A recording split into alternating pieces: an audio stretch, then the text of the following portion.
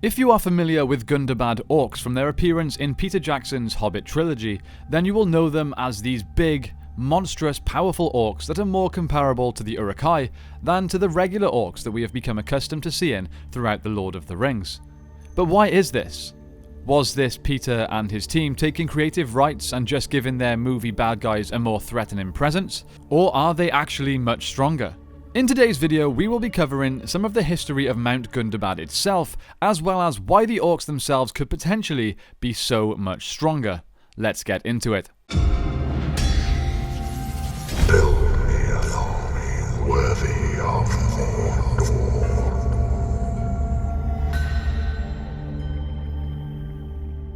Before we get into it, guys, I'd like to give a quick shout out to our other channel. If you're into Middle-earth content, which I'm assuming you are, you may enjoy some of the content on the Tabletop Alliance. We play a lot of Middle-earth strategy battle game over there. If you're not familiar with that game, think Warhammer, but with Middle-earth based miniatures. It's so much fun. Head over to that channel and check it out if you're interested. Thanks, guys. So, as we know it, Mt Gundabad is an orc mountain stronghold based in the northern end of the Misty Mountains, but it was not always occupied by orcs. The earliest information we have on Mt Gundabad goes all the way back before the dwarves, before even the elves. Aule had created Durin the First, also known as Durin the Deathless. He was set to sleep alone beneath Mt Gundabad in Middle-earth until the elves awoke.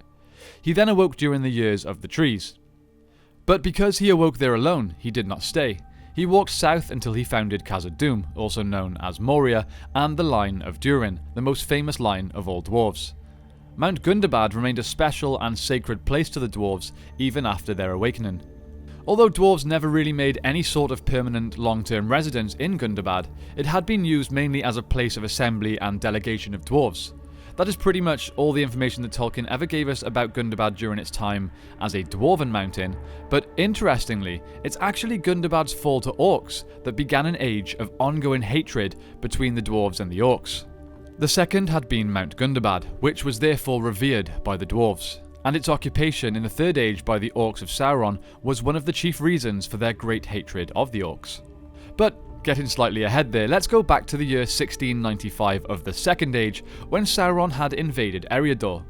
In 1697, he had conquered Eregion, and it was already looking likely that he would overwhelm Elrond. But he was attacked from the rear by dwarven forces sent from Khazad-dûm. Sauron's forces drove the dwarves back, but could not breach the doors of Durin. This angered Sauron, and in his frustration, he ordered that any and all dwarves that could be found be killed. With this came the first attack of Gundabad. An army of orcs led by servants of Sauron invaded Mt Gundabad and drove the long-bearded dwarves away from their sacred holy site. As a result of this, the Grey Mountains were infested with orcs, and communication between Khazad-dûm and the Iron Hills was cut off. This was followed by a long occupation there by orcs. Then fast forwarding again to the Third Age, when Angmar rose to power and its lands spread to both sides of the Misty Mountains, technically making Mt Gundabad a part of its domain. However, after the fall of Angmar in 1975, it remained populated solely by orcs. The next key point in Gundabad's history would be when the dwarves were seeking revenge for the death of Thror.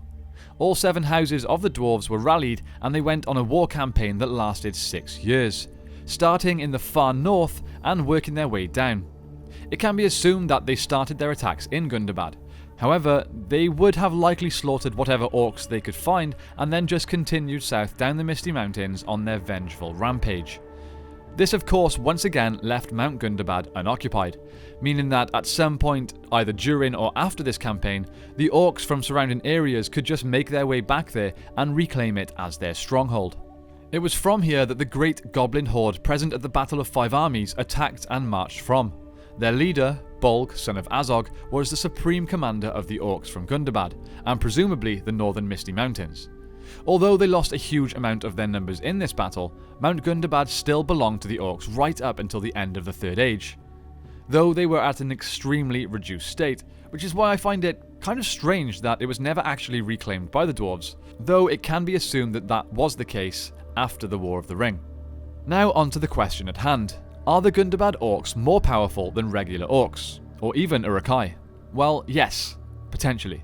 Let's look at this passage from the Hobbit book.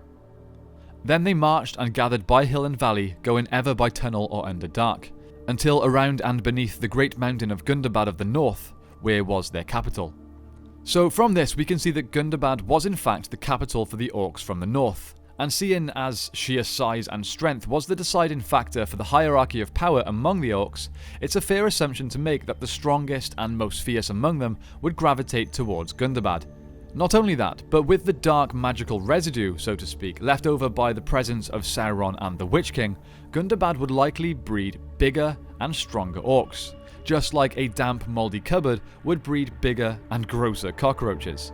So with the biggest and baddest orcs moving to Gundabad, and then the process of natural selection and breeding, the offspring there would more than likely end up the most formidable of orcs. Maybe perhaps apart from a select line of, let's say, premium orcs in Mordor. So are Gundabad orcs more powerful? Yes, more than likely. They were bred from those that were able to win power and influence within the mountain, then strength bred strength, eventually producing the nastiest and most war-ready orcs. So that's it guys, what do you think of Gundabad orcs and their representation in the Hobbit movies? In my honest opinion, their design is one of the cooler things in the trilogy. What let them down was the fact that they were all CGI.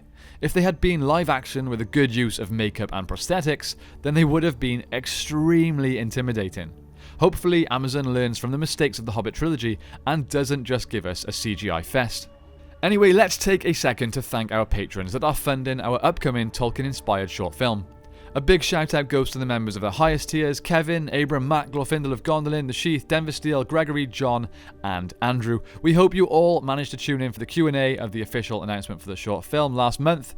Again, the continued positive feedback on everything we put out from this film so far has been amazing.